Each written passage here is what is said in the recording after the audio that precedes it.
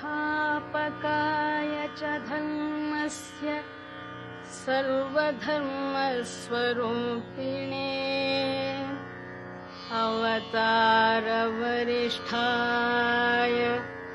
रामकृष्णाय ते नमः।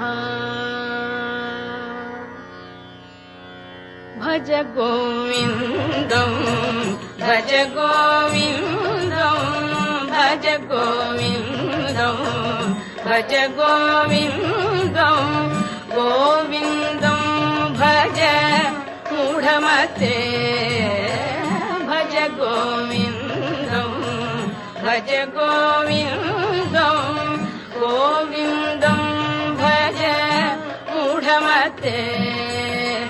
सम्प्राप्ते सन्नि